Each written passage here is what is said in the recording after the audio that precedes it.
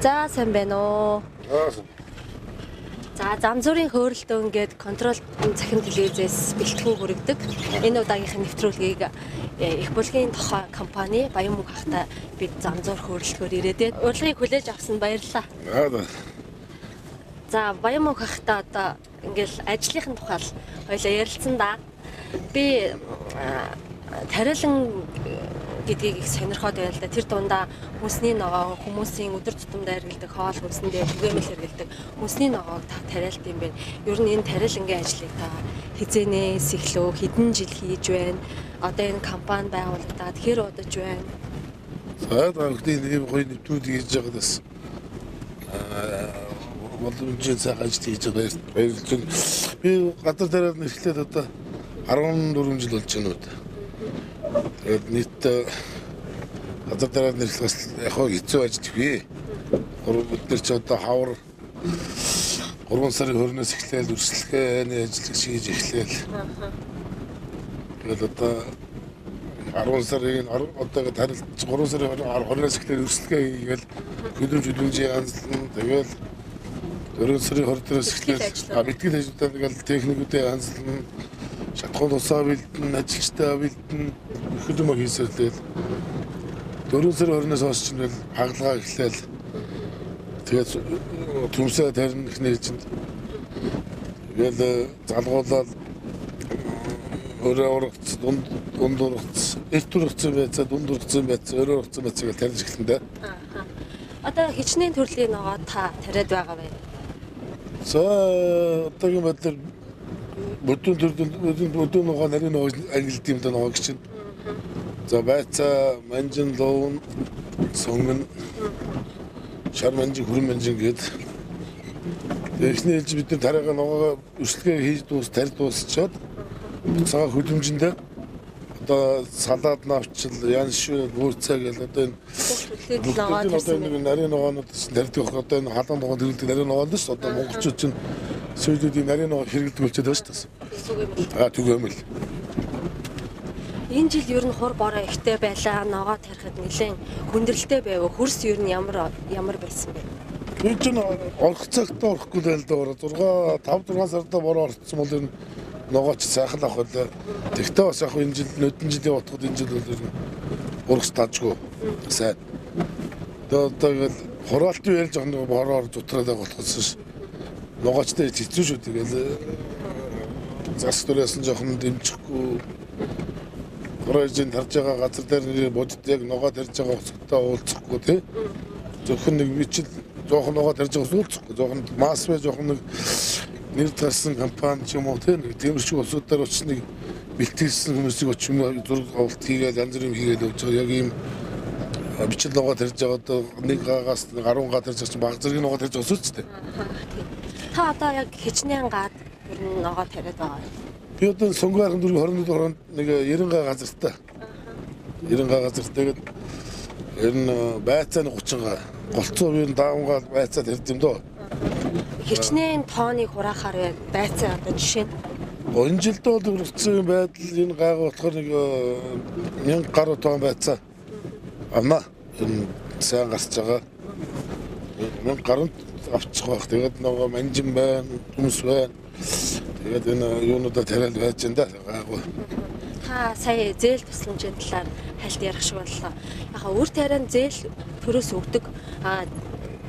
Гэвч яг хүнсний ногоо тариалдаг одоо аж ахуй те компани ер нь зээл өгдөг шүү дээ. Энэ тал дээр та ер нь ямар бодолтой вэ? Энэ нэг талаас ер нь үр тариа хурааж авсан дээр нэг тоон тутам 50 төгрөг өгч байгаа шүү дээ. 50 сууч өгдөг санагдаад байх. Газар тариалт нь тийм байхгүй. Ногоо тарьж, ногоо тарьсан усуд хэдэн га тарьсыг ирээд уссаас нь ирээд стац тооцоо гаргаад тий. Одоо тэр стац мэдээ авдаг хүмүүс нэрээ яг одоо энэ газар дээр бүтэц амьдрал дээр нэрээ за одоо иргэн одоо хэм байдаг туяа ч юм уу сараа ч юм уу нэг 10 га төмс тарьсан байдаг. Гаагаас одоо 20 тонн 20 тонн авдаг байсан бол 10 гаагаас чинь одоо 200 тонн усалаа та энэ ногоо сааргууллаа маа усаас танд дэмждэг бол урамшуулсны 50,000 төгрөг нэг га тутамд эсвэл тоон тутамд 50,000 төгрөг өгдөг бол Хүмүүс ер нь сайн газар тариалан сайн орно шүү дээ. Одоо ногоо тарьдаг хүн тариад байдаг ажилч нь болтохгүй. Одоо ер нь ажиллах хүч ер нь л хэцүү байх шиг миний хувьд бодогд юм. Одоо жишээ нь та яг ногоо тарих, хаврын тариалтын үеэр ер нь яаж хүн хүч авч ажиллуулж юм? Хаврын тарихтууд энэ одоо газар дараад нь хэлдэг газар хамгийн гол хамгийн хэцүү тулгамж ажил хийдэг хүн болтохгүй. Ногоо тэрийг хийгээд хэн авдгаар өдөр цалин хийдэг хоол байгаа юу? Ихтэй хүн чинь Монгол Хангамжаал асуугаад байдаг. Хангамжаал асуудаг. Ажлыг яаж хийдэг юм бол гэж мэдэхгүй байслаар баах юм асуудаг. Тэгвэл би ажиллана. Өсвөл урчилж мөнгө өгөл би ажиллана. Одоо ер нь ингээд ногоо хурааж байгаа үйл явцад хамгийн их дэмжлэг тусалцаа үзүүлж байгаа байгууллага аж ахуйн нэгж одоо хувь хүн гэдэг юм уу? Танд байна уу дэмжлэг тусалцаа үзүүлж байгаа? Ер нь газар тариалын хүн дэмжиж байгаа одоо гол газар тариалын хураалтын нийт намрын ажлын үед хаврын үед биш дээ. Гол хүч байгууллагын зөвссөн занштай байна шүү дээ. Одоо нийт Монголд ногоо тарьж байгаа газар тариалын салбартуудын зөвссөн заншууд тусалж шүү дээ. Цэргийн одоо яг цэргийн хүчээр одоо хийж штэ зэргүүттэйгээ сайхан уйлдод бата ардын харим бас нэлээд юм тусалж байна. Бас бид нарт одоо яг байцаа хурааж байна тийм үү? Одоо бид нар байцаа хурааж штэ тэгэл. Одоо ингээд ногоо маань хурааглаа. Иргэд дээр яг очих болохоор нөгөө лангуу гаргаж өгөх асуудал яригддаг шүү дээ. Намрын ногоо өдрүүд нэг хэсэг хугацаанд яг болоод өнгөрдөг боловч дараа нь хураагдсны дараа нөгөө ногоогоо хаана борлуулах уу гэд манай ногоочдод нэлээд хүнд асуудал болдог баг. Та энэ тал дээр юу ямар байр суурьтай? Би энэ дэр одоо юу болох хэвээр төр засгаас нь гайгүй яг Монгол ногоо төрөлцсөн захаар нь тий. Яг тэр одоо хамгийн гол нь борлуулалт хийж байгаа газар барс цагтай чинь барс цагыг яагаад дагдаг гэхээр барс цагтай чинь тэр урдаас орж иж богооны зам байна. Тий агуулгууд нь байгаа байхгүй. Тэгээд нөгөө төвлөрөлтний тендер болохоор нөгөө тэрнээсээ бүх улсууд чинь Монголын 18 аймагт очиж тэнэс чинь. Тэгэхээр яг тэр хавцаа ч юм уу тий эсвэл тэр сайхан төмөр замын тэр сайхан зөөр байна шүү дээ. Тэр бид нар хавар тэр хүмүүстэй ярьж байгаа тэр зөөрөн дээр нь Монгол төмөр замдаас 2000 тонн зөөр байгаа хөөд богоон замтайгаа байна. Тэр сэлингээс дарахнаас орж ачилт хийгээд богоон буух боломж байгаа. Тэгэхээр тэргийг төмөр зам нь хамтарсаа юутайгаад өгөхгүй. Тэн том хэдэн мянган машин багчих зөөрнч байна, ногоо буух газарч байна. Хэдэн Монгол зориулаад л бэлдээд өгөх хэрэгтэй юм шиг байгаа. Тэгээд улсаас бүр ерөөл дэмжих хэрэгтэй байхгүй яг улсаас нь дэмжээ тийм. Иргэд тэндээс очиод одоо үнээрээ хямдхан үнээрээ ногоогоо авах байна. Тэгээд шинэ ногоо. Тийм шинэ ногоо сайхан ургацсан ногоо авах боломж байгаа байхгүй гэж.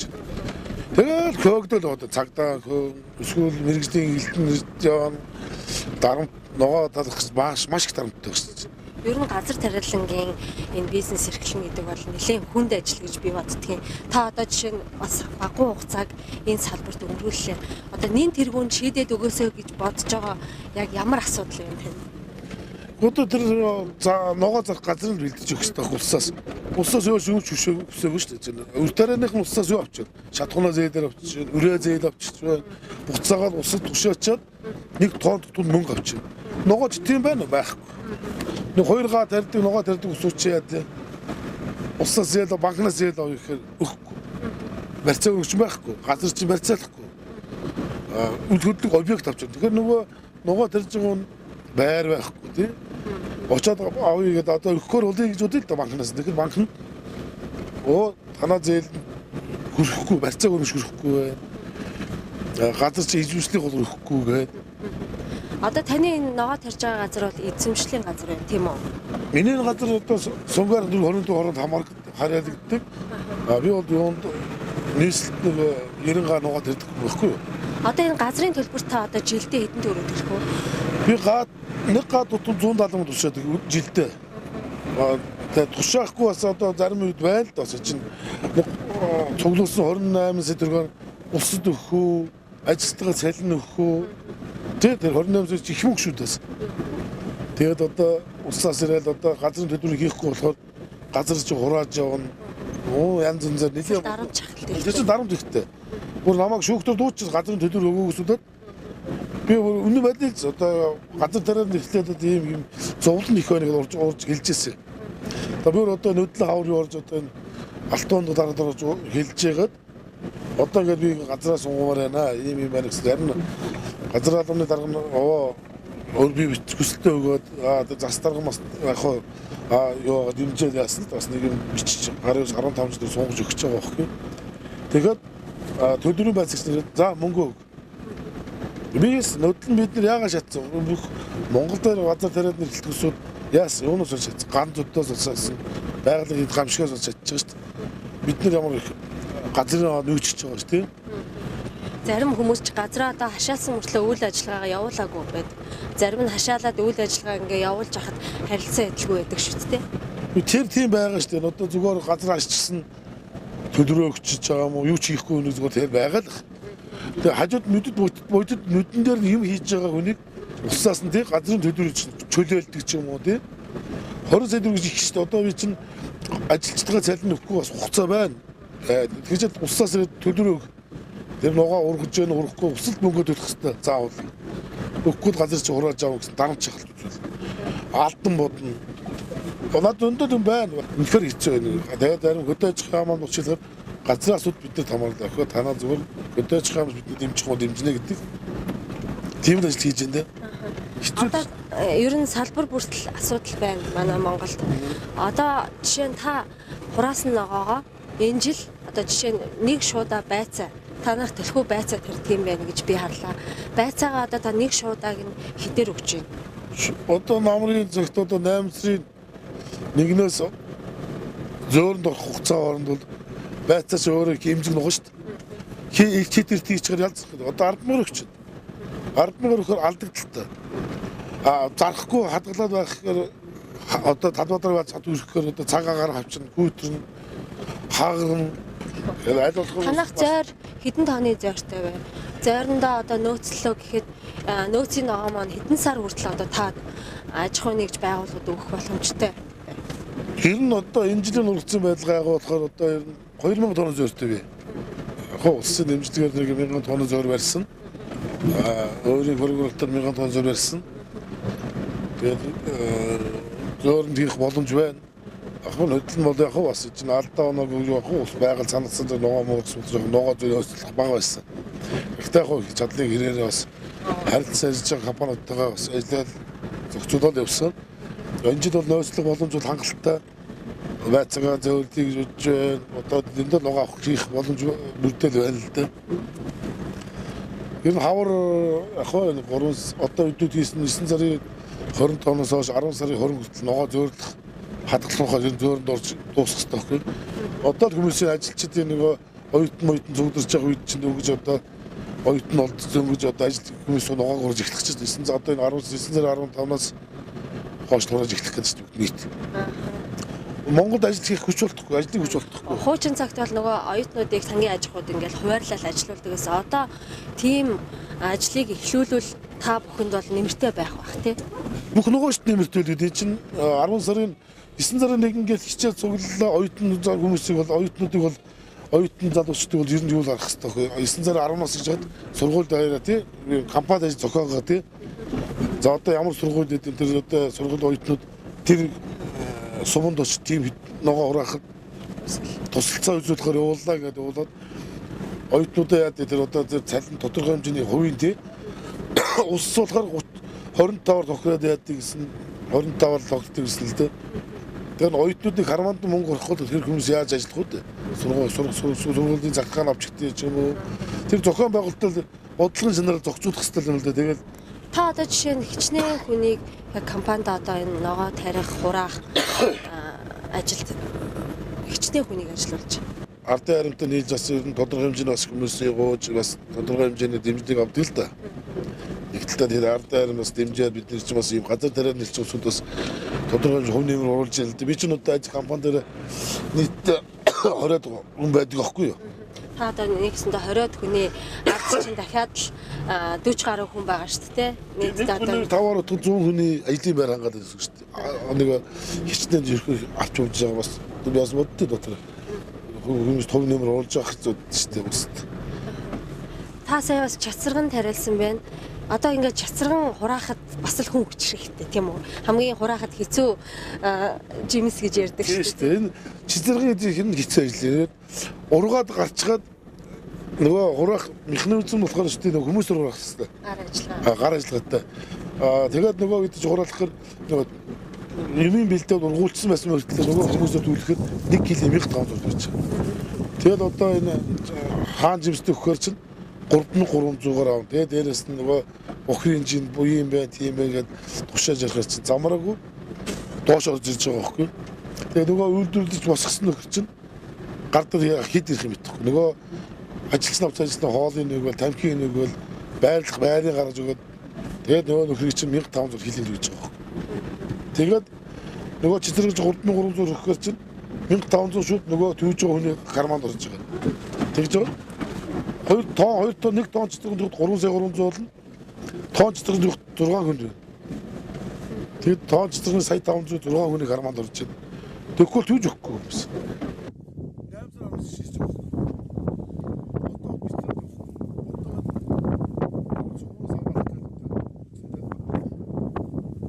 Жолооч ахын тухайд одоо энэ компанид хэдэн жил ажиллаж байна?